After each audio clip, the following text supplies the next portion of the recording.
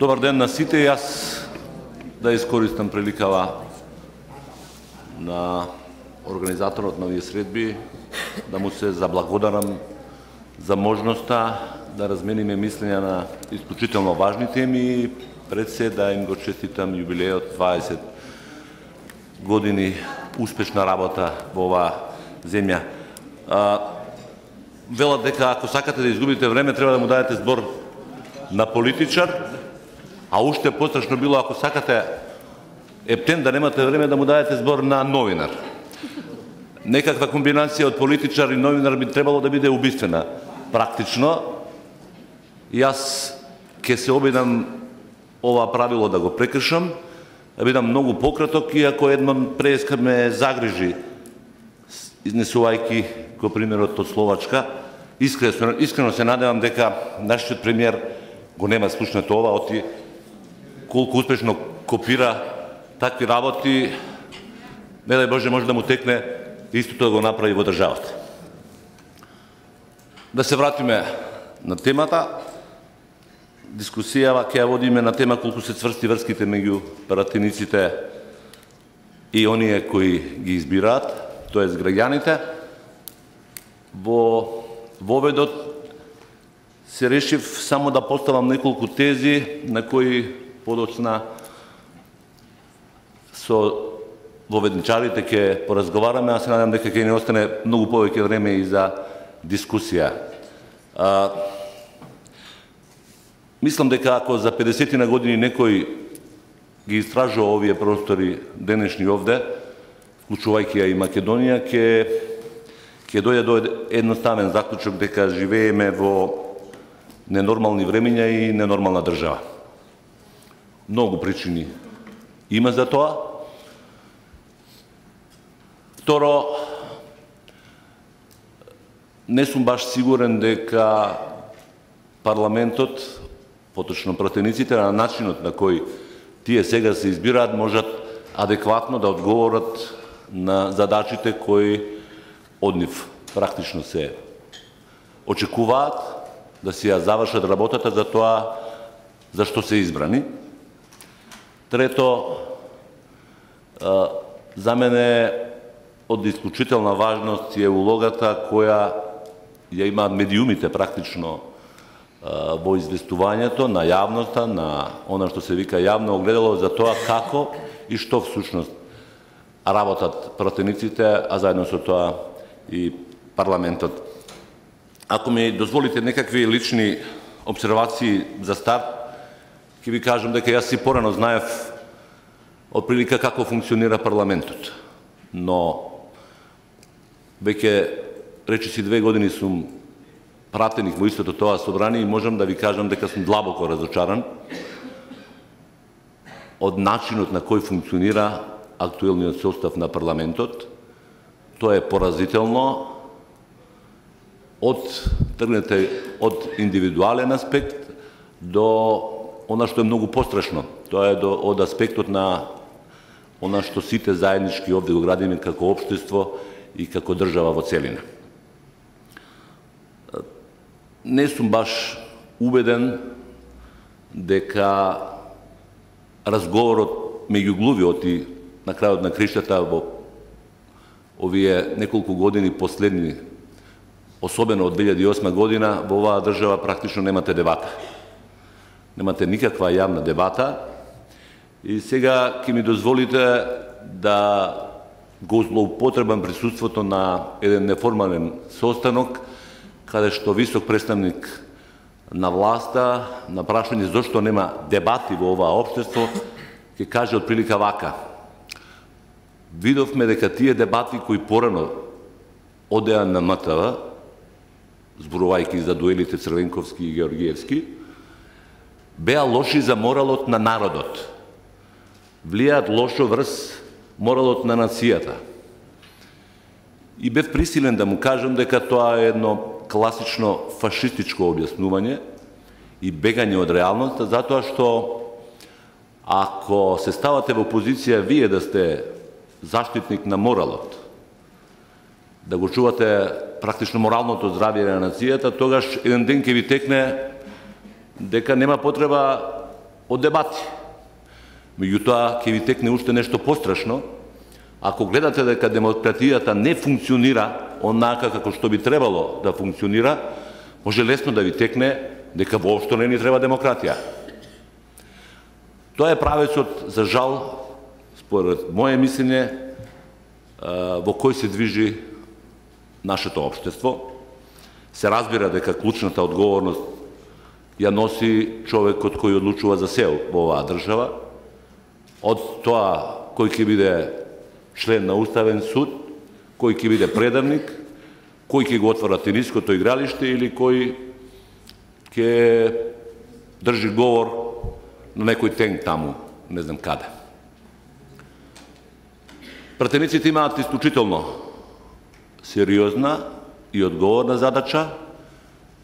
Апсолутно се согласувам со оценката која за нив ја има 1/3 од граѓаните, без оглед на нивото на образование, кои сметаат дека тие воопшто не си ја вршат работата на начин како што треба. Се разбира дека тука има исклучоци и се разбира дека вината за тоа делумно ја гледам и во редовите на опозицијските пратеници, на кои што и јас припаѓам.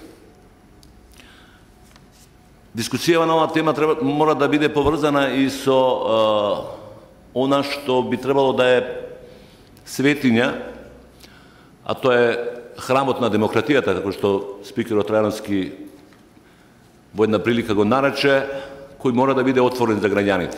Иако гледате поред деловникот на Собранието, тоа е така, со член 226 Собранието на Република Македонија е отворено за граѓаните, а меѓутоа практично граѓаните немаат пристап во тој храм, затоа што со правилникот пак за работата на натрешните служби, со членот 5, точно е нотирано кој се може да влезе во Собранието, а меѓу нив ги нема граѓаните. Обичните граѓани апсолутно не можат да влезат во Собранието, особено не да бидат на галеријата за да присуствуваат и да можат во живо да видат во каква атмосфера работи Собранието. Тука ќе застанам за да не ја потврдам тезата почетокот, очекувајќи дека поведничарите ќе ги посочат клучните проблеми во таа елементарна комуникација меѓу граѓаните и политичарите. И за почеток предлагам да го слушнеме Маријанчо Николов, кој е човекот кој според овие анализи има најмногу средби со граѓаните. Да видиме какви се неговите искуства и кои се практично клучните проблеми чие решавање бараат истите тие граѓани. Маријанчо, повели. Благодарам, Сафет. Добар ден на сите. Најпрво да се заблагодарам за поканата на фондацијата и можноста да се обратам на оваа конференција денеска. Сакам да и го честитам јубилеот, 20 годишнината. Се надевам дека уште многу годишнини ќе прославуваат и ќе придонесуваат со својата работа да се изградува Република Македонија како демократско, слободно и отворено општество.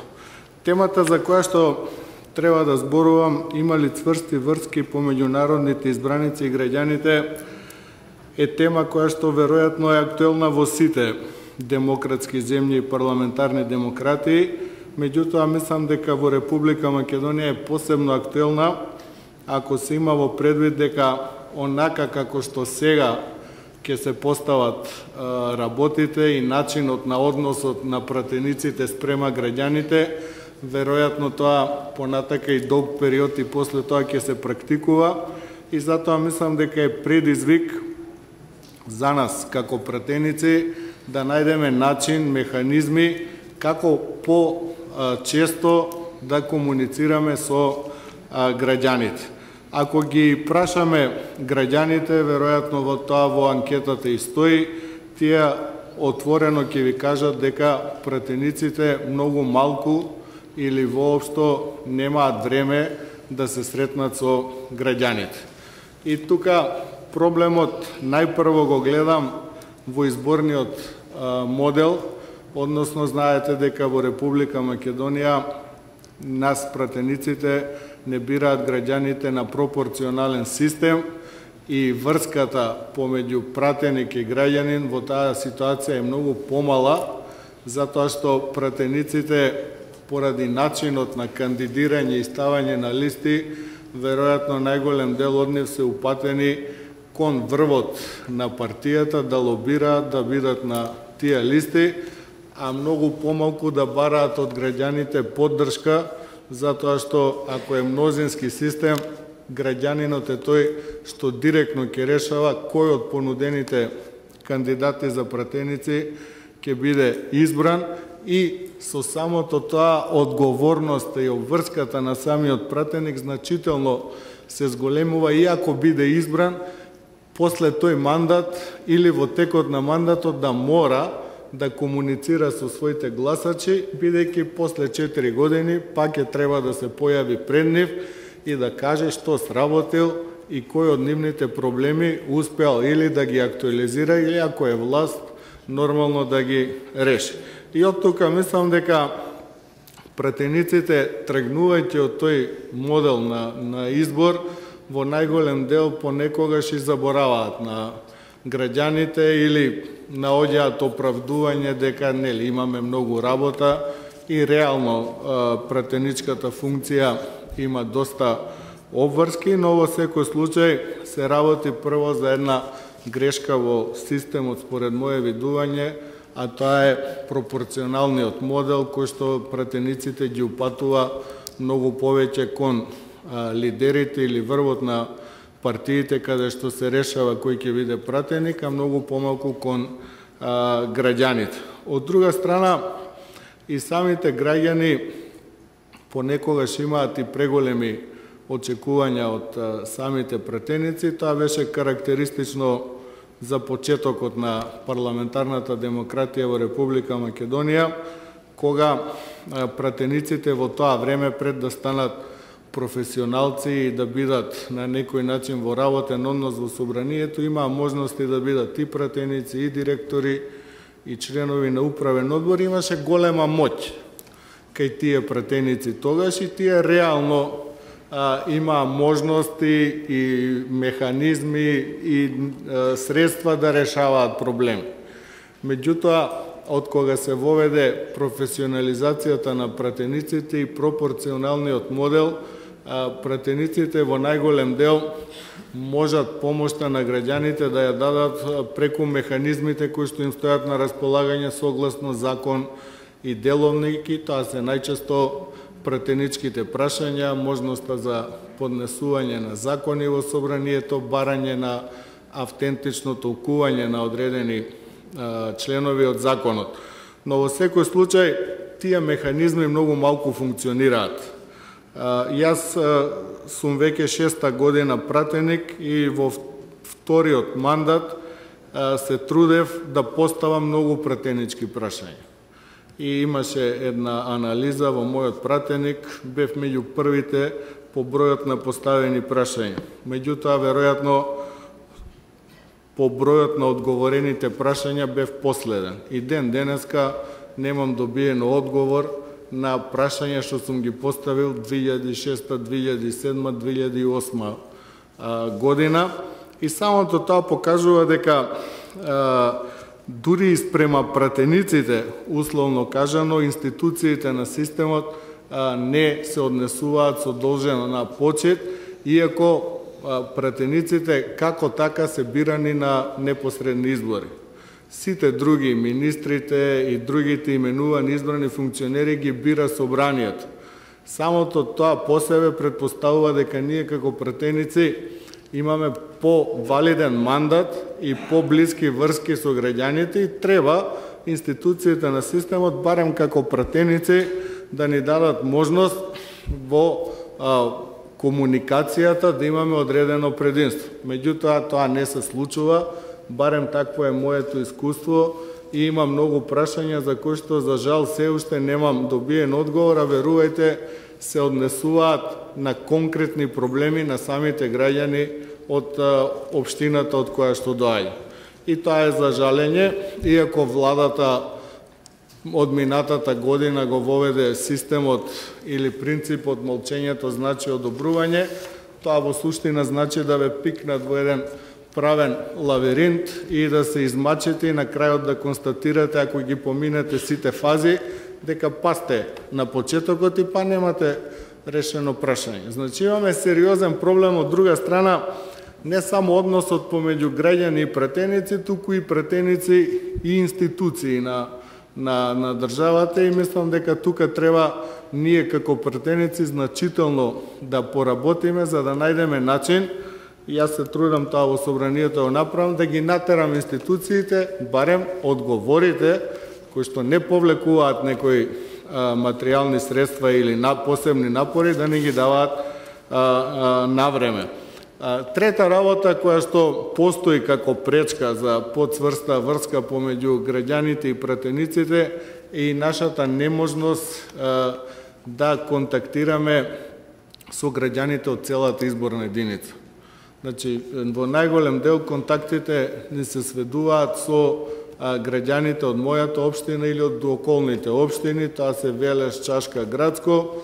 Некогаш имам прилика да отидам до Штип, до Кочани, но нема систем во кој што граѓаните од целата изборна единица број 3 ќе можат да комуницираат со мене како пратеник, ниту јас имам можност таа комуникација да ја остваруваме.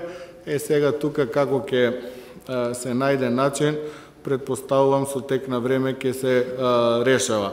Иако законот за собрание дава можност пратениците да имаат еден слободен ден да комуницираат со граѓани, тоа е обично петок, мислам дека и тоа не функционира на оној начин кој што треба. Јас повторно ќе зборувам од моето лично искуство, бидејќи можеби кај други пратеници е подруго. Јас за овие 6 години не успеав да добијам канцеларија за комуникација со граѓаните.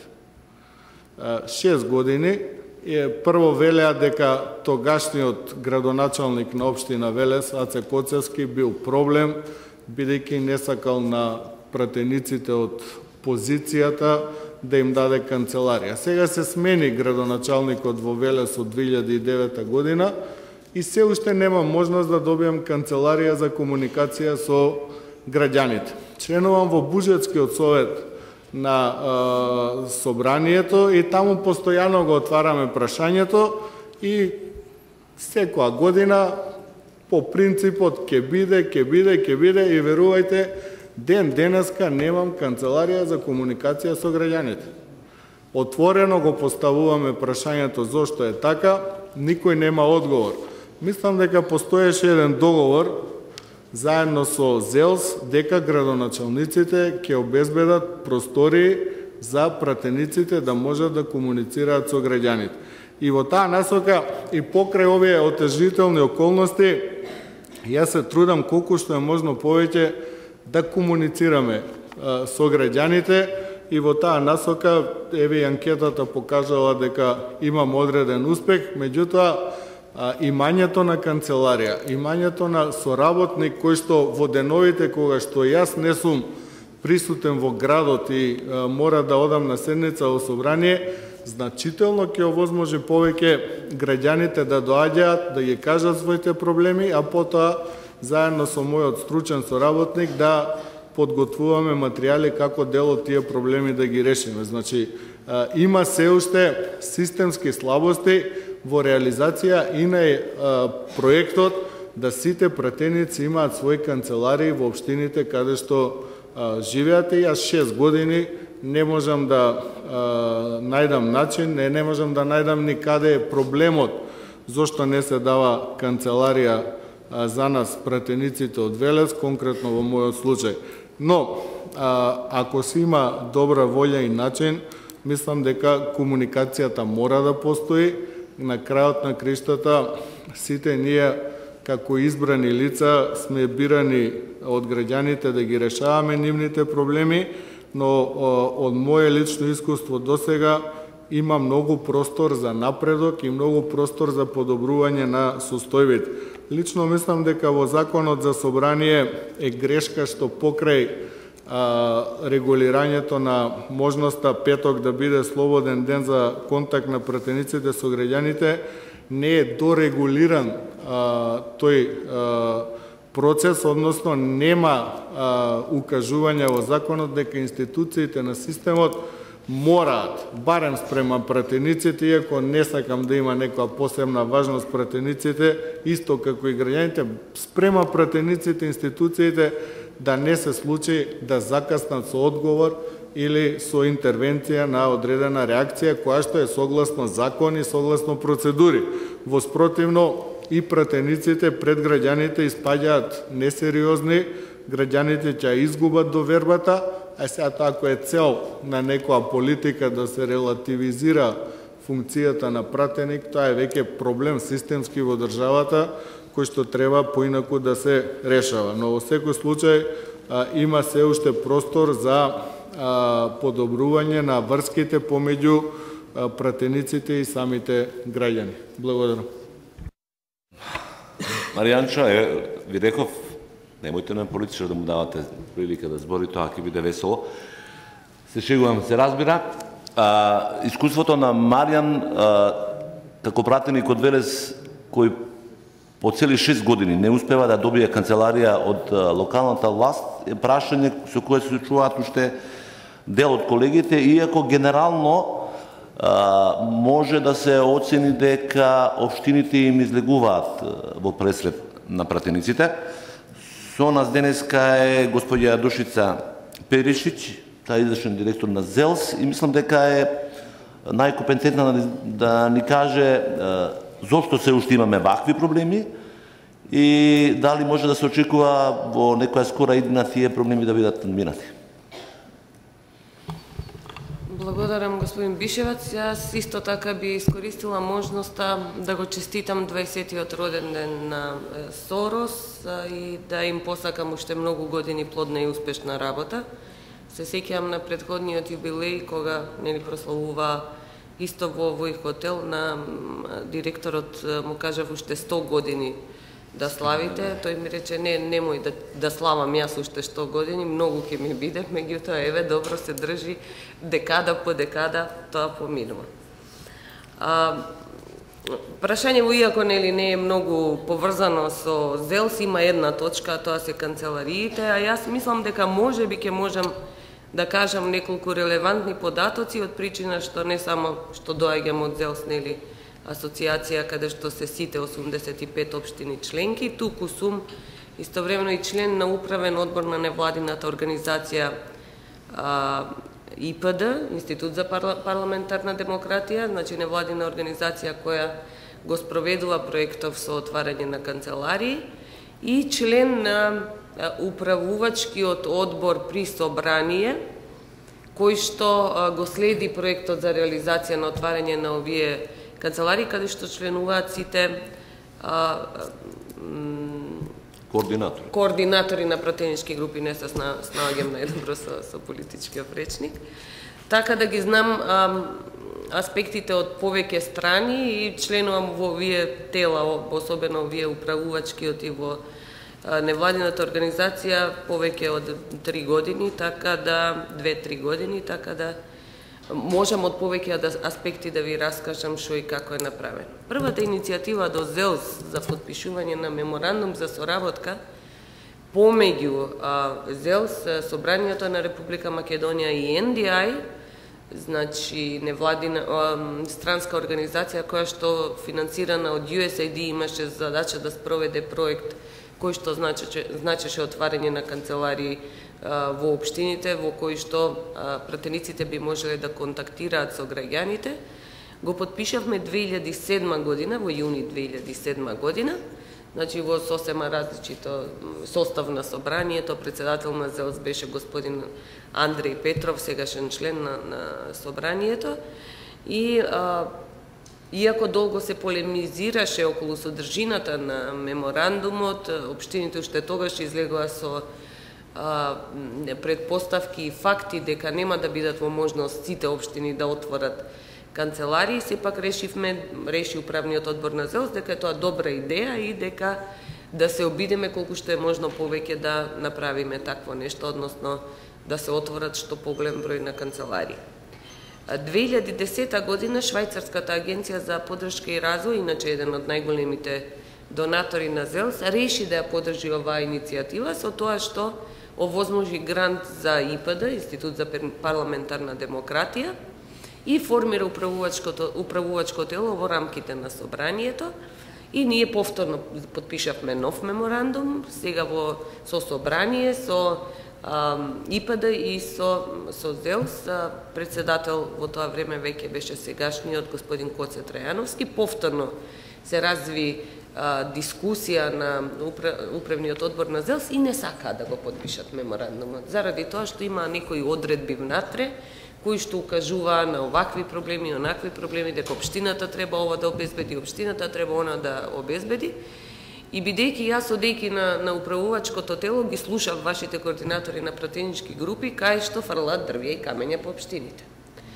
Од приказка дека не знам, тој што е од иста партија со градоначалникот добивал убава локација, тој што не е од иста партија добивал на гробишта локација, од тоа да канцелариите кои им се дадени немаат прозор, односно имаат скроз горе високо поставени прозори каде нема циркулација на воздух и нели онакви барања кои што морав да ги пренесам на мојот управен одбор на ЗЕЛС. Кога им го раскажав тоа на градоначалниците, подитно побара да се донесат на некои од седниците на управен одбор координаторите на пратеничките групи и директно со нив да ги разговараат сите проблеми. Така и направивме. Значи во 2010 или почеток на 2011 година испративме возило, ги собравме координаторите на пратеничките групи и ги однесовме во Кичево, каде што имаше седница управниот одбор, да ги супростават ставовите и да каже секој што има, нели овие што си ги бранат ставовите на градоначалници, на општините и овие што мислат дека не се доволно истретирани. Се отвори една широка дебата, нели секој со своите ставови, пратениците за тоа како не се сите третирани исто, како имало разлика, како не им биле добри условите, градоначалниците од друга страна дека во канцелариите кои им се дадени, асистентите цел ден собираат друштво и пијат кафе. Дека не влегува ни еден граѓанин. Дека поминало не знам колку долго време не виделе пратеник да дојде во таа канцеларија. Кој е тој што... Зашто служи канцеларијата ако нема пратеник, ако не доаѓаат граѓаните? Ако служи за журкање на асистентите, тогаш сме ја промашиле целта. Како и да е, после дискусијата, се договорија изменија некои ставови од меморандумот за соработка и се договорија дека сите ќе влезат со по-позитивна идеја во остварување на овој проект, дека ќе има компромиси од двете страни, дека ќе ги разберат општините, дека овие ќе ги разберат пратениците, така да ние го подпишавме тој меморандум за соработка. И моменталната ситуација која што ја добив од ИПД, Институтот за парламентарна демократија, е дека согласно проектот кој што го финансира Швајцарската агенција за соработка и развој предвидува отварање на 75 канцеларии во 44 општини. Во моментот се отворени 54 канцеларии во 35 општини. Има неколку општини кои што не можат да отворат канцеларија и сега ако ви ги кажам кои се, најверојатно ќе сватите дека не можат да отворат. Тоа е, например, општина Аеродром која што нема своја зграда. Под кирија живее во изнајмена зграда. И од каде да најде простор? Општина Карпош, да кажеме, од Скопските, која што исто така нема зграда, во тек е градењето на зградата. Нема од каде да одвои простор. Потоа општина Велес, па пратеникот Маријанчо, бидејќи потекна од Велес, сигурно знае колку се ограничени капацитетите на општината Велес. Без разлика кој градоначалник да е таму градоначалник, дали Јаце Коцевски, дали Горан Петров, нема простор. Едноставно нема, дури и тие немаат администрацијата кај да сместат. па најверојатно не се очекува дека општината ќе плаќа, ама да имаме и таков случај каде општината плаќа за да изнајми канцеларија за пратениците. Мислам дека е тоа случајот во Прилеп таков. Општината и во Кавадарци, значи општината плаќа простор за да овозможи градоначалникот, пратеникот да се сретнува со граѓаните. Потоа Чучер, Сандево, Липково, Маврово, Роструше, Струга, сите се тие општини кои што се сретнуваат со просторни капацитети. Во првиот момент кога ќе имаат просторен капацитет, верувајте ми дека и овие општини ќе ви овозможат пристап, заради тоа што нели знаеме дека општините се тие кои што се најблиски до граѓаните и кои што се најодговорни за пружење на сите видови на услуги баш на граѓаните во Република Македонија. Затоа и очекувам дека овој проблем ќе биде надминат во моментот кога општините ќе се стекнат со просторни услови или кога финансиската ситуација на општините ќе биде подобрена до таа мера да можат да си дозволат и да изнаемат простор. Во меѓувреме, како што беше договорено на управниот одбор на ЗЕЛС во 2010 година, дајте да сите бидеме малку пофлексибилни, да правиме компромис, да нема приказки од типот дека представници и пратениците од парламентот, кои ношто не се од иста политичка партија, не ќе да користат една соба, него мора да им се обезбедат различити соби, една за од оваа партија, една за од онаа партија, затоа што стварно не располагаме со толку простор. Благодарам, но очигледно има решение и за тие општини кои немаат собствени простори, еве сами го посочивте примерот на Прилеп и Кавадарци, значи не може никој да ме убеди дека општина Аеродром е толку сиромашна да не може да плати месечна кирија од 150 евра.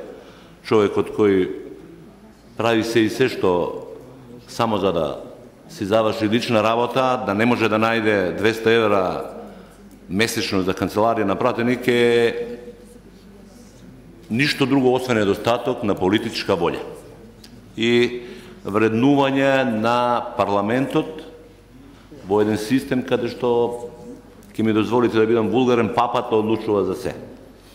Меѓутоа, значи, престојат уште доста работа. Знам лично дека во Маврово Роструше нема ни да се изнајде канцеларија, затоа што нема елементарен простор и тоа е пример за разбирање. Меѓутоа, аеродром да нема Велес, општина Велес да плати или Карпош да нема, е срамота. Тоа е нешто друго.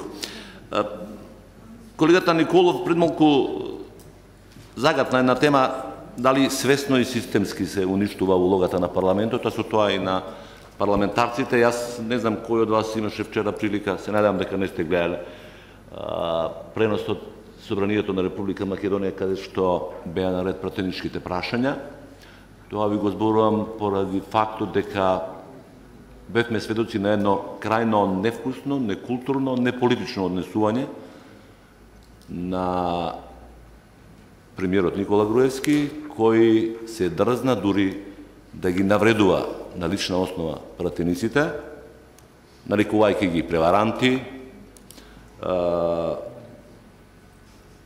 Не ми текнува вториот збор, го имам негде запишано, тоа беше врв на скандал и лично однесување на удрени. Да, фала, благодарам Марјанчо. Се разбира дека ја доби назад таа квалификација, но тоа покажува колку владачкото мнозинство го цени парламентот и колку ги цени пратениците, особено од опозицијата. Јас разбирам дека со пратениците од владачкото мнозинство имаат поинаков однос, таму од нив не бара дури ни да размислуваат. Едноставно ќе им кажат ова мора да помине и завршена работа. Меѓутоа, со оние со кои не можат на тој начин да комуницираат, веќе преминуваат на лични навреди. Тоа е нешто што јас не сум убеден дека го имате во другите парламенти, особено не е однос премиер-пратеник. Разбирам дека пратениците меѓу себе можат дури физички да се степаат, тоа не е ниту ретко и сведоци сме на такви работи, јас не велам дека тоа треба и овде да го правиме. Меѓутоа, однос премиер и пратеник мора да биде поинаков. Веројатно заради тоа и граѓаните немаат прилика да дојдат во галеријата на Собранието, но има земји и примери каде што тој практично демократски институт е ставен на пиедестал. Јас бев сведок во Бундестагот, каде што на галеријата практично имате секојдневни организирани посети, но имате право и како обичен граѓанин, еве денеска сакате да видите што и како ќе работи Бундестагот, тоа да го направите. Кај нас се разбира нема услови практично такви, меѓутоа постоечките се доволни, група од десетина граѓани заинтересирани да може да се сместат на галеријата кога сакаат и оттаму во живо да ја следат седницата на парламентот. За искуствата на ова поле, мислам дека Филип многу повеќе ќе може да ни каже, тој доаѓа од фондацијата Вестминстер. Благодарам, Сафет. Да се надоврзам и јас, иако сум последен, но не смем да пропуштам, за да се благодарам на организаторите за поканата, да го честитам јубилеот и секако да честитам за изработката на оваа публикација, која е доста содржајна, сметам, и професионално направена.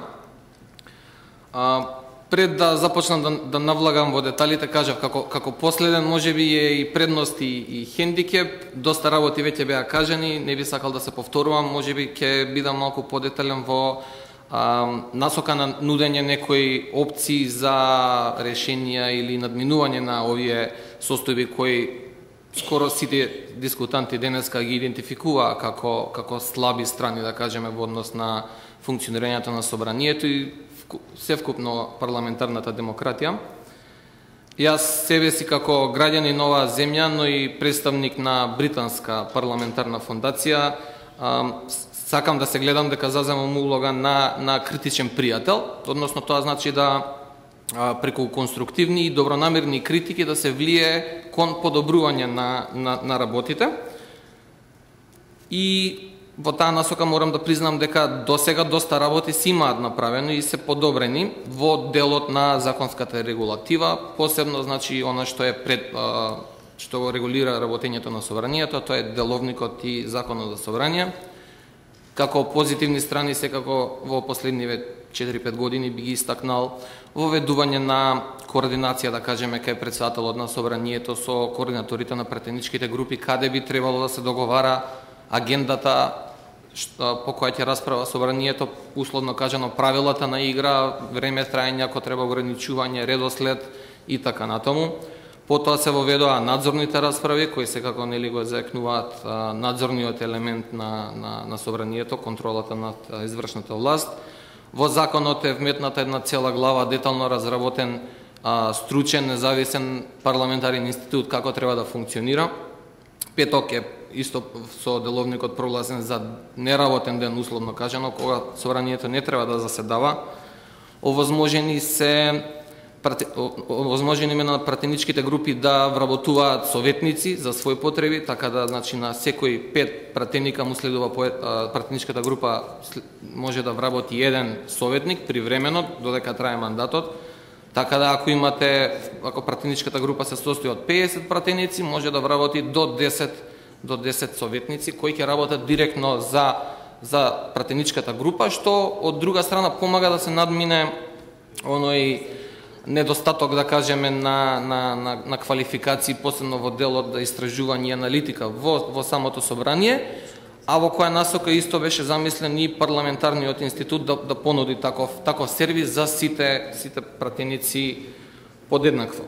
Но мора и да се исто така да се истакне дека сите овие работи што ги набрав во најголем дел се заслуга на странски проекти, односно проектни активности овде и еден вид пренесување на добра пракса од странство во Република Македонија. Факт е, ние сме млада демократија, имаме уште многу време да поминеме додека научиме одредени процеси, но што во други земји поразвиени демократи траеле и со векови, но од друга страна ние го немаме тој луксуз на време и затоа пак можеме да купиме готови решенија, каде што во овие земји требало векови, да кажеме, да се достигне до едно ниво, ние немаме луксуз да ги повторуваме тие грешки, сами да измислуваме, да кажеме, топла вода, кога можеме да ги земеме оние решенија кои што се и најпрактични, и применливи, и прифатливи на крајот на криштата за сите, и посебно да се применливи нели во македонскиот контекст. Не можам да не забележам еден момент кој провеува нова дискусија и посебно во однос на комуникацијата со граѓани, тој така наречен демократски дефицит, исто популарен концепт и во рамки на Европа и во рамки на самата Европска унија, но Европа го надминува тоа со тоа што по Лисабонскиот договор дава многу поголеми овластувања на Европскиот парламент на сметка, да кажеме, на комисијата или советот кој што е составен од представници на власт.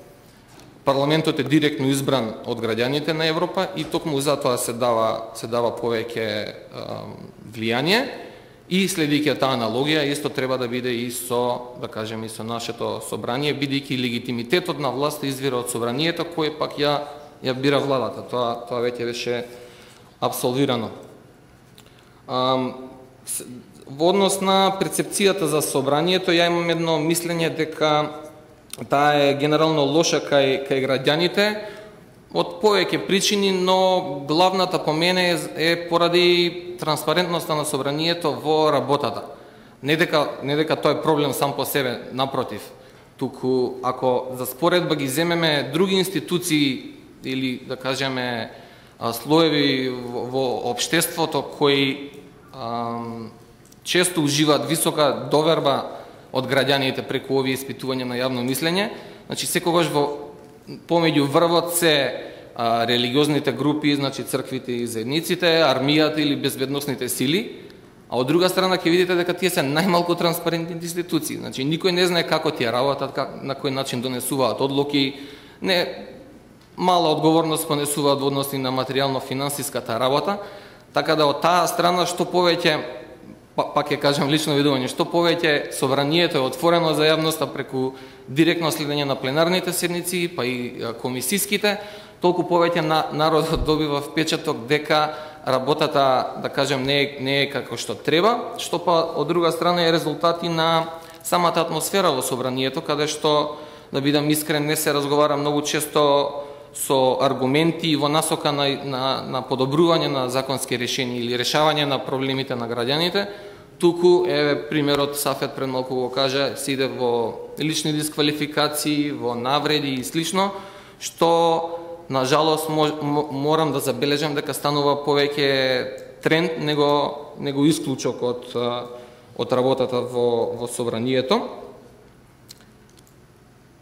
И уште една рефлексија што тоа го има на општеството е што се наметнуваат тешки политички поделби таму каде што не му е местото, да кажеме во приватните домови, во семејството, на улица, луѓето поради овие затегнати политички односи што секојдневно ги гледаат на телевизија, имаат и негативни чувства, се раѓа и за целата политичка елита, да кажеме, во државата. Парламентот спомнав дека е отворен, но во однос на телевизијата, но тоа не значи вистинска отвореност, која е двонасочен процес, каде што треба и граѓаните со нивните народни представници да одржуваат редовни консултации. Парламентот често се во литературата се среќава и како дом на граѓаните и храм на демократијата, тоа е све вистина, тоа е символиката е во тоа, но вистина е дека еден ден, отворен ден за граѓаните или црвен тепих или како и да се вика таа манифестација не е доволно во годината.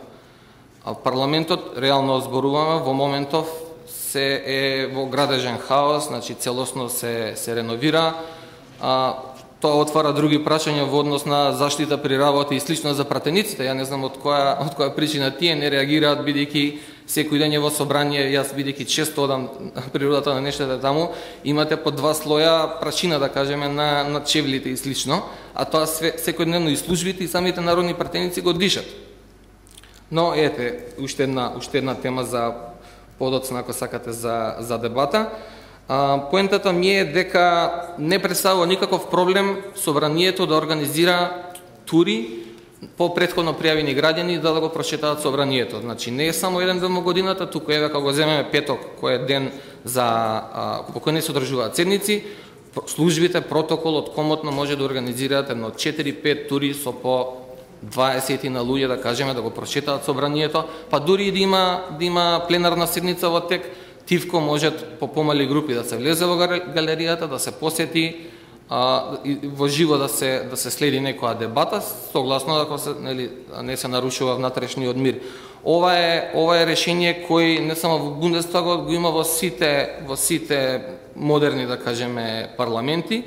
Просторните услови кај нас не го дозволуваат тоа да секој заинтересиран граѓанин дојде се појави со едноставно оставање на лична карта на пријавница да може да замине во галеријата, зашто таа сепак и се чува и за новинари, известувачи и за дипломатски откори и така натаму. Но сепак вакви по целосното завршување на реконструкција на собранието, зашто да не се направи ова, да можат организирано граѓани да се пријавуваат и да им се овозможи да го прошетаат храмот на демократијата. Понатаму, во делот на законодавната улога на пратениците, исто така недостасува моментот консултација со јавност, бидејќи во најголем дел 98-99% од законодавството во Македонија е по предлог на владата и се претпоставува дека владата веќе извршила консултации со засегнати страни и стручна јавност, а пратениците не продолжуваат и тие во таа насока да организираат повеќе јавни расправи, законодавни расправи, да се соберат мислења, видувања од луѓе кои се директно, да кажеме, засегнати. И постои во светот едно добро решение за ова, се вика RIA, Regulatory Impact Assessment, или по македонски проценка на влијание на регулативата. Претходно дискутантите кажуваа дека нацрт владините законски решенија не секогаш ја доставуваат и она табела за буџетски импликации. И јас лично сум среќавал, да кажам, на сајтот на собрание кога ги објавуваат, да има предлог, амандманско решение да се намали или с големи глоба или слично, и пописот беше спомнат, големи пари се во игра таму, а во образложението за финансиските импликации се вели дека нема да има никакви, што само по себе е нелогично. И капацитетите на различните министерства се варираат во оваа насока, некои се поспремни и појасно може да видат колку тоа би чинело на терен, другите не се, да кажем, до тоа потребно ниво, но она што недостасува е проценка на влијанијата. Значи, ние кога законодавците кога решаваат за еден предмет, тие ги немаат доволно сите информации. Затоа повторно ќе се навратам на тоа, настапуваат со лични квалификации, повеќе политички говори, а не во насока на, да кажем, предметната дебата дали е вистинското решение одбрано или не. Преку воведување на задолжителни образци, каде што предлагачот ќе наведе зашто го одбрал тоа решение, како ќе влие, дали ги консултирал сите засегнати страни, дали има подршка од стручната јавност за ова. И ќе ви кажам пример, например, имаше и сметководителите и ревизорите, мислам во скоро време реагира на предлог закон во кој тие или не се земени нивните ставови или воопшто не се консултирани. И ред други такви, да кажем, имаше и за законот за Сдружение за граѓани, па имаше голема реакција, па повторно да се врати во нова. Значи, овие работи во голема мерка може да го изменат она што собранието, сакајки, не сакајки, тенденциозно, јас не би навлагал во тоа, но создава нови правни проблеми во пракса, да наместо да ги решава, создава контрадикторности поради тоа што се брза. Точно битно е во оваа фаза, да кажеме, на апроксимација на законодавството, да се заврши со европското законодавство, да се заврши тој процес што поскоро, како нели би ги хармонизирале условите, но исто така, значи, и оваа ефикасност не сме да биде на сметка на квалитетот. И само уште една последна поента, мислам дека бев доста пошироко од што требаше. Не се само политичарите. И политиколози. Во однос на ревизорските извештаи, значи исто многу клучна компонента во надзорниот дел, надзорната улога на собранието, како се трошат јавните средства. Значи тоа се средства собрани од наши пари, сите ние по еден или друг основ ги плаќаме нашите придонеси кои го полнат буџетот и имаме право да знаеме како се трошат тие пари. Но тоа местото за таква дебата е во собранието, каде што треба да се изнајде механизам овие индивидуални ревизорски извештаи, значи има дистинкција, не годишниот извештај за работата на државниот завод, туку индивидуалните извештаи што ги прават за сите буџетски корисници, значи сите јавни институции во државата треба да бидат предмет на таква парламентарна контрола или скрутини што се користи во англиски. И тука во самите извештаи би требало да се направи едно разграничување, да не треба да се разгледуваат сите, бидејќи некои се позитивни, во некои доколку има негативни коментари и сериозни наоди нели за криминал и злоупотреби, собранието секако не е орган на прогон, не е суд, не е обвинителство, си има по друга постапка ќе се терат, но е место каде што се лоцира политичка одговорност. И затоа, согласно добра пракса и овие, да кажеме, позитивни примери купени од странство, таква комисија која ќе ги разгледува извештаите на Државниот завод за ревизија, треба највеќе да се фокусира на тие така наречени извештаи на успешност или перформанс одит, а не толку на финансиските извештаи за работењето. Односно чисто да се преиспита дали одредени набавки или процедури се согласно законите. Ово е принцип на перформанс одит, значи ревизија на успешност обезбедува основните критериуми економичност, ефикасност да бидат задоволени во насока нели на максимално можно рационално користење на народните пари. Дали целта ги оправдува средствата? Благодарам. Благодарам, Филип. Почитувани со нас денеска требаше да биде и пратеникот Изет Зекири. Тој до последен момент го најавуваше своето присуство, меѓутоа, како што разбрав во Приштина, морал да замине така што упати едно извинување и до организаторот и до сите присутни за своето неприсуство и надева дека во некоја друга прилика ќе биде дел од некаква ваква или слична конференција. Овде практично првиот дел го исцрпивме.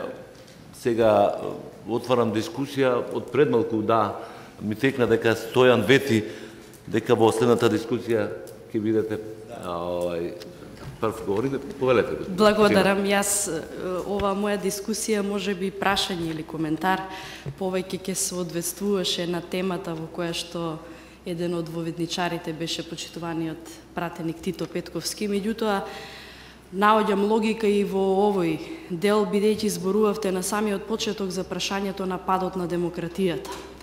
И би сакала да кажам дека ако зборуваме за падот на демократијата, Тед Гур сигурно поодамна би напишал една студија за Македонија и за македонската демократија во ризик, меѓутоа секако би била таа непопуларна, бидејќи ќе може да зборува за наумијата на македонското општество или за ризична демократија.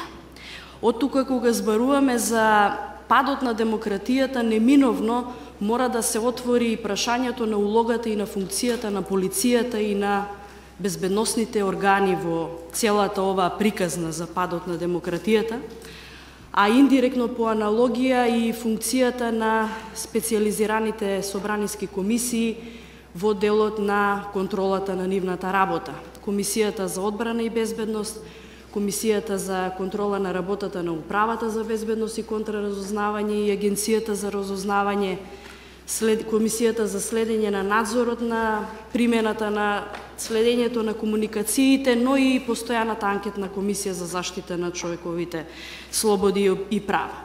И од тука ќе заклучиме дека единствено Националниот совет за евроинтеграција и Комисијата за европски евроинтеграции ги отвори прашањата, бидејќи беа со знаменце за измени и дополни на Законот за полиција, Законот за внатрешни работи, Законот за следење на комуникациите, и тука заврши приказната. Ќе ги дополнам претходните дискутанти, а сигурно тоа ќе го потврди и пратеникот Тито Петковски, дека на една седница присуствуваше министерката за внатрешни работи кога зборувавме за измени и дополни на Законот за следење на комуникациите. Прв и прво и последно учество. Меѓутоа, тоа зборува за она што значи заштита на човековите слободи и права заради зголемените надлежности токму на овие институции. И да се присетам само на 17 ноември ние го прославивме 21 година од донесување на Уставот. Одговаравме на прашањата дали тој е функционален и дали одговорил на она што требало да одговори, да го даде како производ, но малку се зборуваше за она што значи неприкосновеноста на слободата во делот на притворот, пресумцијата на невиност, за гарантираната тајност на општењата помеѓу граѓаните, неповредливоста на домот, приватноста, сите прашања што на директен или индиректен начин го отвараат прашањето на работата на органите овластени за примена на сите овие мерки кои што се инвазивни по прашањата на човековите слободи и права гарантирани со Уставот на Република Македонија. И од тука прашањето на парламентарната контрола над владата е можеби не надмината дебата, туку повеќе би кажала една иницијатива за нешто поконкретно. И јас тука веднаш би се надоврзала со она изјава во која што во анализата пратеникот Тито Петковски вели досега до комисијата нема поднесено иницијатива од страна на граѓани кои укажуваат на противзаконито следење, предпоставувам на комуникациите. Не знаеме дали се работи за безбедност на култура на граѓаните или граѓаните чувствуваат немоќ дека оваа комисија може да им помогне или не сакаат да даваат во јавноста информација околу нивните права и слободи. И сега, знаете, во минатите години дискутираме за неизвршување на одлуки на судови, дури и на највисокиот суд во Република Македонија, на Уставниот суд. Да кажеме, тоа е една опасна практика, особено кога одлуките треба да ги извршат органите на извршната власт, а се однесуваат за индивидуални прашања или представки. И сега кога доаѓаме до прашањето кој е инструментот граѓаните да се заштитат и која е улогата на пратениците или на комисиите собраниски, би сакала да прашам или да поставам една дилема кога комисиите, стручните комисии, ќе покренат иницијатива за преиспитување на законитоста на постапките од аспект на нивната надлежност како комисии, по прашање на сите судски случаи кои што завршија со ослободителни пресуди, а во кои што како доказ беа прибавени, да кажеме, материјали со специјалните истражни мерки. Ако граѓаните заради товарот на докажување во судска постапка немаат храброст да ги отворат индивидуално тие прашања, дали сега тие комисии или пратениците како еден од формите на посредно изразување на демократијата ќе ги отворат овие прашања за да конечно во Република Македонија зборуваме не само да дискутираме и да констатираме, туку да се појде еден чекор напред и да се побара одговорност на сите тие кои што не постапиле како што треба. Да кажеме, имавме во Република Македонија, тоа е, мислам, класичен пример на непочитување на уставниот поредок и Уставниот суд, а од тука и Уставот, кога група на пратеници по одлука на Уставен суд предлагаат во доработена форма неуставен закон и тој повторно поминува. И сега се отвара прашањето кој е чекорот, каде граѓаните да ја гледат заштитата на своите права, или би го цитирала професорот Фрчковски кога ќе каже дали непочитувањето на Уставниот суд и неговите одлуки не е доволна причина за поттикнување на граѓанското право на бунт против самоволието и незаконието и неодговорноста. Значи, ние денеска зборуваме за неодговорност. Но остануваме само на дискусиите за неодговорноста. Некако не ја гледаме иницијативата. Пратениците се пратеничките групи, комисиите се една од формите преку кои што граѓаните можат да ги артикулираат своите жалби, своите поплаки за она што значи неостварување на нивното право, добиено по судска одлука. Неизвршувањето на одлуките и неизвршувањето на законските обврски е сериозно прашање во Република Македонија. И затоа, еве, ова моја дискусија нека не биде како прашање, туку дали ние ќе зборуваме само за црни, да кажеме, состојби, или пак ќе побараме некој вид на одговорност на непочитувачите на законот и нивните обврски. И дали комисиите ќе побарат одговорност од институциите кои што ги спровеле мерките врз основа на кои што се покренало обвинение, а завршиле со ослободителни пресуди, а при тоа биле нарушени и пресумцијата на невиност и сето она што претходно го кажав како уставно загарантирано право на граѓаните. Благодарам. Благодарам и јас. Прв за збор професорот Белјали, потоа пратеникот Петковски. Договорено, не е проблем, тоа се однесуваме. Јас побарав една само реакција. Да, ова повеќе беше најблиско и најдиректно, така да господинот Петковски, па после ќе идеме поред. Господја Раменска покрена многу значени прашања, нити има можност, нити има потреба толку долго да се елаборират. Само ќе наведам два примера во функција на нејзиното прашање.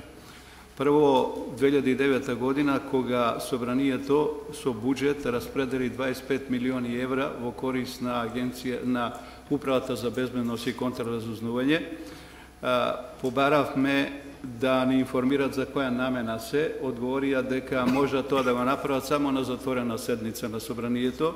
Побарав затворена седница на Собранието, а тоа за затворена седница гласа само двотретинско. Собранието изгласа дека нема потреба од таква седница. Второ, министерката дојде еднаш само на седница кога во својство на заинтересирано тело дебатиравме за измените и дополнувањето на Закона за следневи комуникации, но никош не дојде на контролните функции и околу одговорност. Немате вие друг механизам. Ние каниме министерката околу прислушувањето на Љубе Бошковски, 7-8 седници не доаѓа. Кој е инструментот што ви стои демократски? Покренавме интерпелација за работа на министерката, беше отфрлена од парламентарното мнозинство. Што ни стои повеќе на располагање? Пушки и пиштоли, што друго?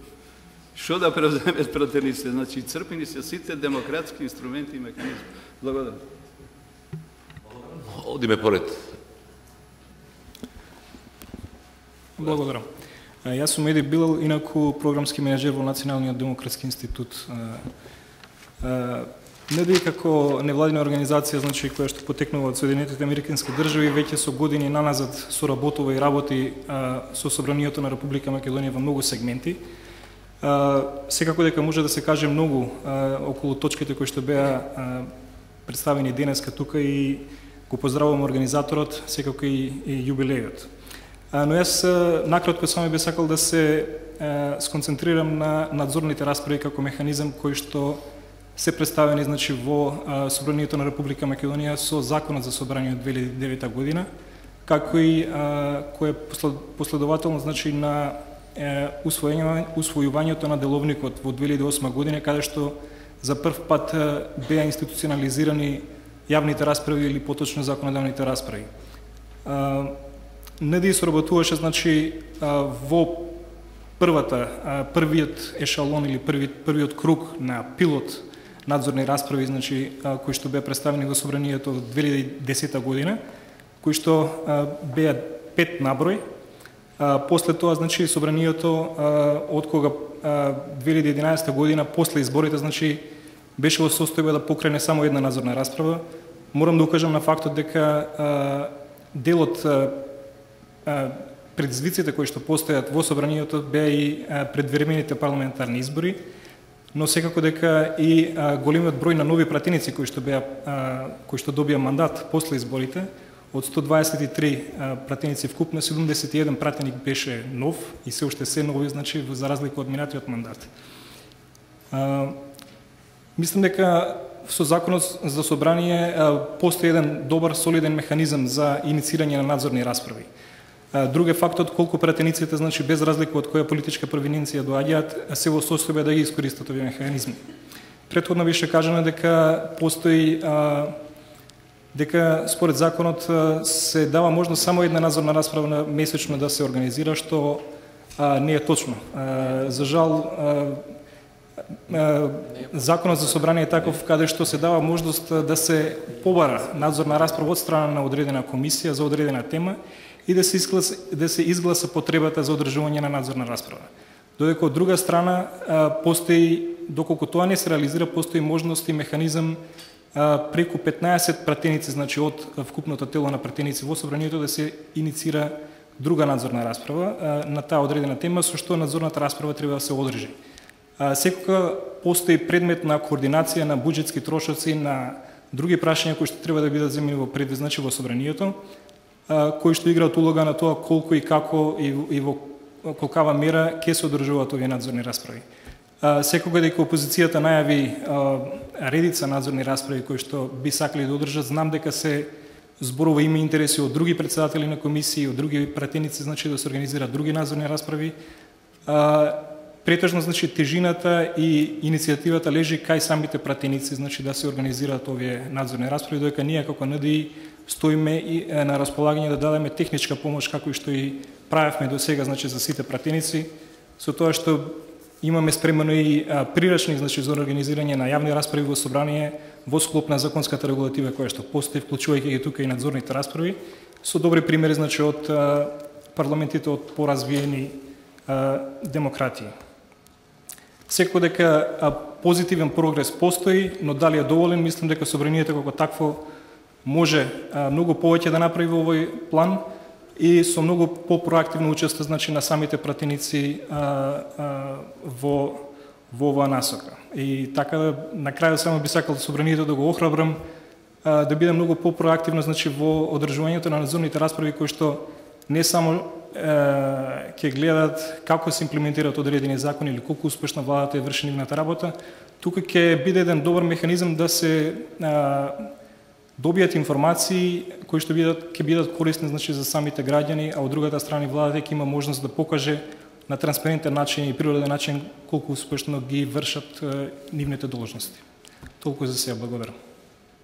Благодарам. Да, тие расправи навистина се добра шанса за парламентот да стане прифатлив за сите.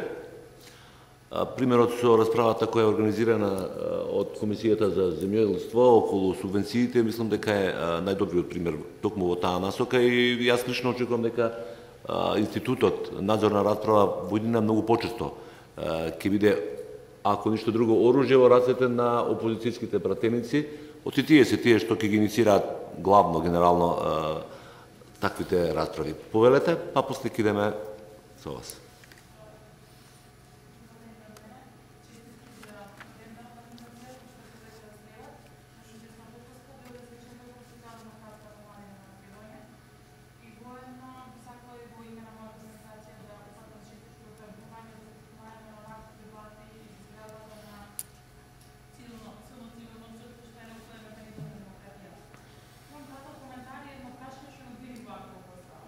Три примери ќе дадам. Моментот дека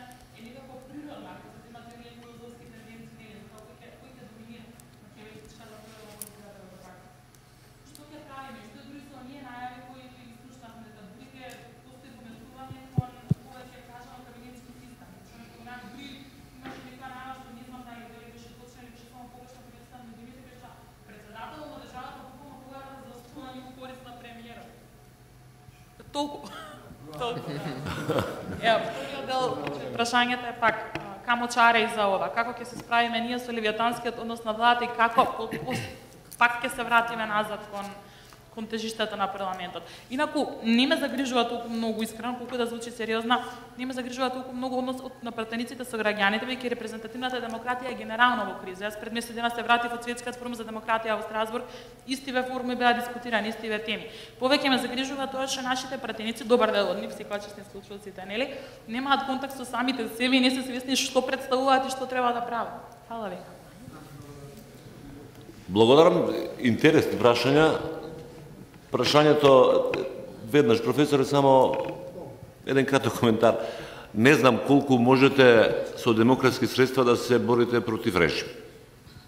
Одговорот после тоа се подразбира. Повелете, професор. Веројатно ви сакате да одговорите. Добар дел од моето мислење кој искажа во едното излагање. Значи, ја би се надоврзал на последната дискусија, значи како чаре, значи извест. Значи не е доволно само да ја констатираме состојбата и да жалиме и да плачеме, но немаме идеја што да се направи понатаму. Анализирајќи системите, изборните модели, пропорционални со отворени листи, мислам дека може да биде добар потик, поврзан со последната точка на дискусијата, колку се народните избраници поврзани со граѓаните. Зошто така? Затоа што отворените листи овозможуваат гласачот првин да гласа за партијата којто смета дека треба да се поддржи и потоа ќе се ја земе листата. И во листа може да гласа за 1, 2, 3, 4, 5 или сите. И со што? Тој си прави собствено рангирање. Значи, кога ќе ги изброиме гласовите, одма ќе направиме друго рангирање, ќе излезе на површина друго рангирање, може би често диаметрално спротивно тоа што прават политички партии, значи може последно да испадне прв и пред лидерот. Или тој од средија да испадне последен и така натаму. Значи, избирачите одредуваат каков ранг ќе листа ќе испадне на крајот. Зошто е тоа позитивно? Затоа што граѓаните тоа ќе ги натера непосредно да бидат врзани за гласачите, а помалку за лидерите на политичките партии. Оти знаат дека утре, ако претендира пак на нов мандат, значи треба да молат да барат гласови од граѓаните. И помалку послушни од лидерите. Вака системот како што е стварно погубен. Ево сеќаваме ни, пред 6, 7 или 8 или 10 или 15 години знаевме да и често се случува пратеници да се отцепат од матична партија, да формираат група, па да се прилепат, припојат кон друга пратеничка група. Сега тоа го нема. И невозможно, значи нема начин како да се направи. И тука би завршил, ако имаш пред 3 години една иницијатива, не се сеќавам од која невладина организација, тоа меѓународна, каде се беа вклучени многу луѓе. Што изборен систем и нивното мнение беше пропорционален со отворени листи. За жал, двете најголеми партии, и ВМРО и СДСМ го изфрлат. Благодарам. Благодарам. Добар ден, јас сум Филип Стојановски од Фондацијата Метаморфозис. На темата комуникација меѓу парламентот и граѓаните, би сакал само да обрнам внимание во однос на користењето на новите технологии. Мислам дека технологијата на комуникација која што се дискутираше денеска, дел од тие технологии, како лично присуство, е нешто што било присутно, да речеме, во 19 век. Се спомна Собранискиот канал, тоа е технологија од 30-тите, 50-тите години на 20-тиот век. А денеска живееме во 21-виот век, кога имаме низа други можности за директна комуникација помеѓу граѓаните и нивните представници, кои што мислам дека би требало да се користат, бидејќи се примерни на тековниот момент. При тоа би сакал, ако може да ми појасните, немам прашање конкретно до некој од присутните, но кој знае, имам чуено дека во парламентот се забрането користење на социјалните мрежи, а истовремено имаме ситуација во која што државни институции отвараат официјални профили на државни функционери, кои што дури се рекламираат со платени огласи. И предпоставувам дека наполнење на содржините на тие профили и администрирање се ангажирани лица кои што, бидејќи самите личности кои што се представени на тие профили, очигледно не ги полнат во лично име. Туку имаме, например, известување од типот тој го направи тој тоа во трето лице. Сигурно има некоја екипа. И сега, ако тие, значи, од една страна го имаме тој тренд на отварање за комуникација со граѓаните, често еднонасочно или со модерирани коментари, но од друга страна имаме информација дека во собранието е забрането употреба на Facebook и може би Twitter. Поправете ме ако грешам, ова се само информации кои што ги добивам од луѓе кои што работат во собранието, било како пратеници, било како дел од стручните служби. Дали, ако е тоа така, дали има законска основа да се блокира пристап до еден сајт во собранието и на кој начин е тоа законски решено и дали тоа се однесува само на сајтовите Facebook.com и Twitter.com или па се однесува и на некои други сајтови? Која е логиката да се забрани пристап на до медиум во ситуација кога, например, е дозволено новинари да влезат и да разговараат со пратениците или пратениците да внесуваат вестници или да гледаат телевизија од своите канцеларии или не знам, да внесат камери и мобилни телефони. Да, тоа би било, значи, да, отприлика тоа е темата, мислам малце е поширока, но во основа би сакал да го истакнам самото значење на примената на нови технологии и да видиме кои се чекорите да се стигне до една можност за активно граѓанско учество и комуникација и по оваа основа. Да, за првото сте во право. Facebook не може да се отвора во собранието. Што се однесува до новите технологии и комуникации, има можноста граѓаните по електронски пат да поставуваат прашања до пратениците. Јас лично во овие колку доаѓа веќе речиси 2 години се уште немам добиено едно такво прашање од граѓаните. И трето, сосема сте во право што се однесува до интернет војната која практично се води, таа потекнува од еден центар на една политичка партија која има ангажирано практично партиски војници, платени партиски војници, чија основна задача е да се спротивстават и да напаѓаат се што е спротивно на политиката на владеачката партија. Апсолутно се, ќе ги сретнете веќе сите оние што користат или влегуваат по порталиве и по име ги знаат.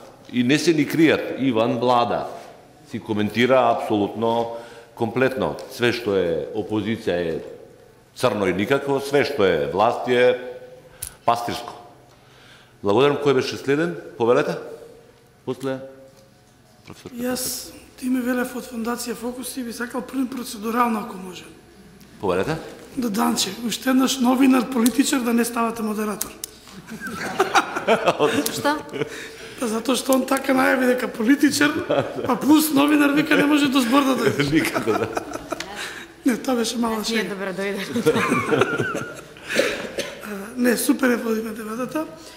Сакам сега сериозно да дискутираме околу темата за врските со пратениците. За среќа, денес тука исто нас према мене седи пратеник од мојот град, со кој што, ако ги иземеме приватните врски 35 години што се познаваме, значи јас како пратеник го имам сретнато 3 пати и замислите, тоа мораше да биде во нивните партиски простори. Ја би сакал да одговорам кратко и јасно и со факт до ЗЕЛС, дека општина Велес моментално поседува 2 целосно празни згради, од која едната има површина од 500 квадрати, а другата е на 2 спрата по 350 квадрати. Значи до сега, ако сакаш општина Велес да ги реши канцелариите за пратениците и тие асистенти што NDA ги плакаш или не знам која институција, нема фаќајте за збор, што идеја кај мене во фондацијата и комунициравме, значи ќе воспоставија таа комуникација.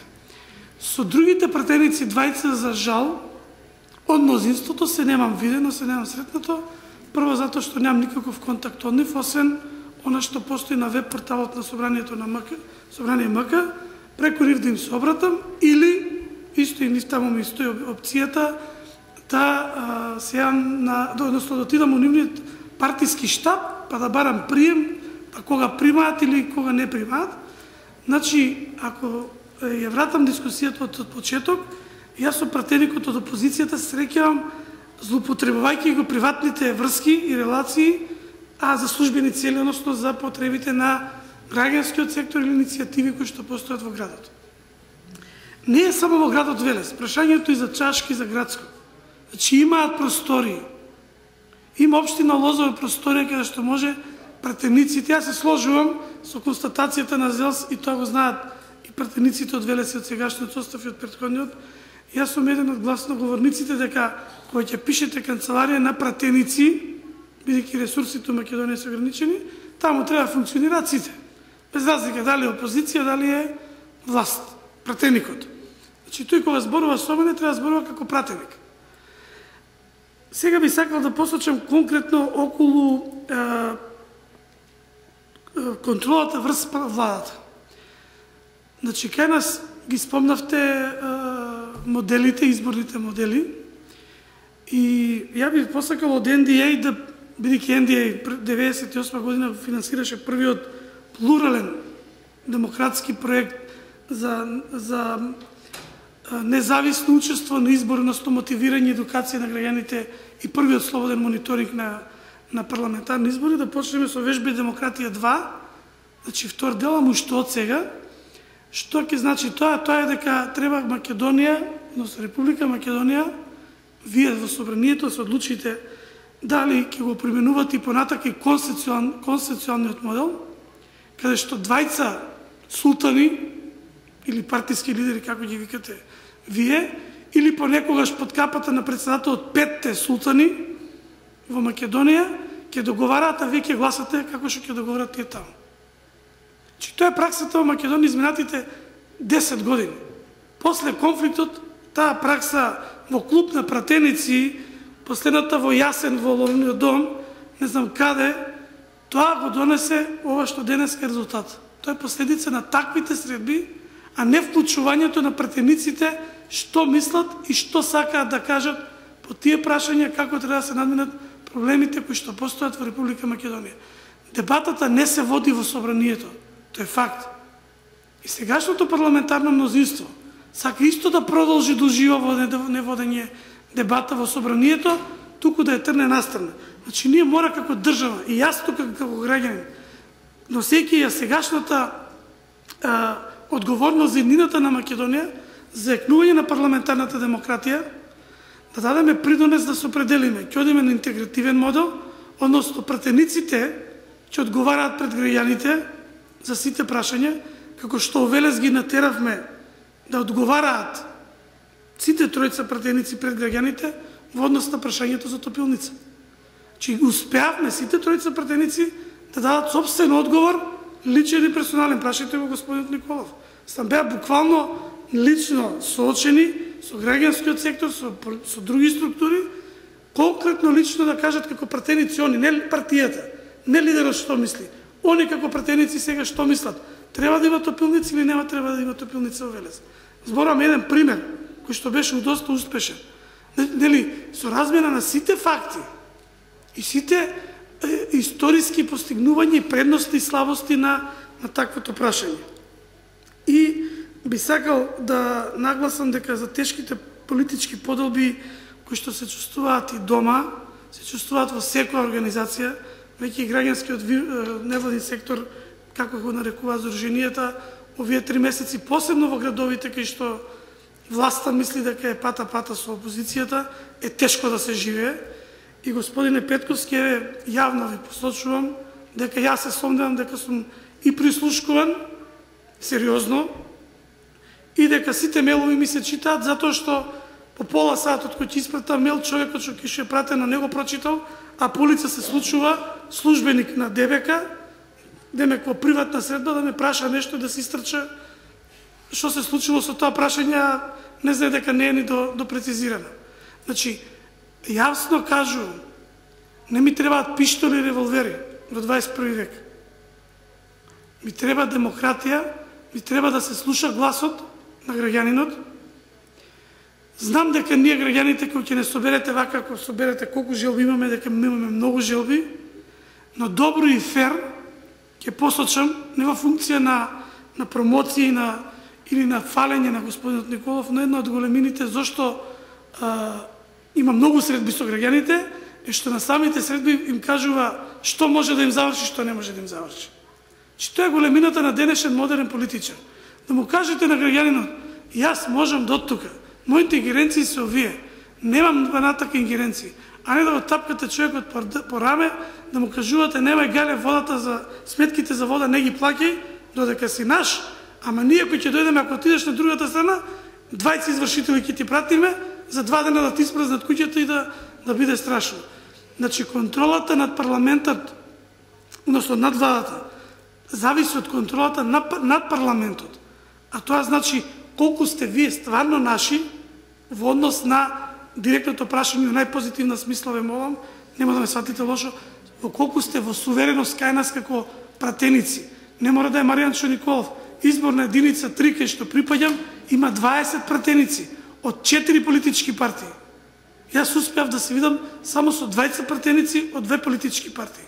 За среќа едниот од мнозинство, едниот од опозиција, за да можам да го отворам прашањето на кое што сакам да дискутирам. Стечајците да не ги зборувам во Велес се најгласни, нели после Куманово. Тоа се примери за кои што сакам да завршам, да укажам на тоа дека мора да се успостави поголема комуникација.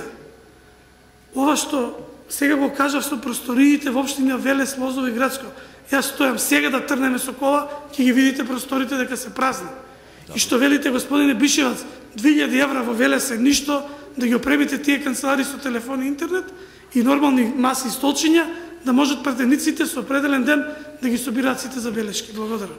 Благодарам уште Трајко Велјановски, председател да им плаќа на асистентите и ќе биде супер. Каролина Астерут, да, и потоа Нели Ставревски плаќа? Пак Астерут, само. Најголема, се зафркавам, затоа што испаѓа најголема феминистка по презимето на мажот, сите ја памтат. Ама тоа е тоа.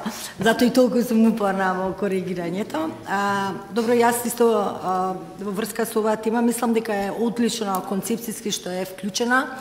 Прво затоа што многу често кај нас во јавноста кога се зборува за собранието се мисли само како законодавен дом и ова што е на ударната тема парламентарната контрола врз владата, а се заборава другата клучна функција, а тоа е да биде представнички орган на граѓаните, кој што е па и основа за овие другите две, и како таа ќе се остварува дека зависи всушност и ефективности на парламентарната контрола. Значи парламентот ако ефикасно остварува својата представничка функција, ќе има многу посилна позиција и наспрема владата.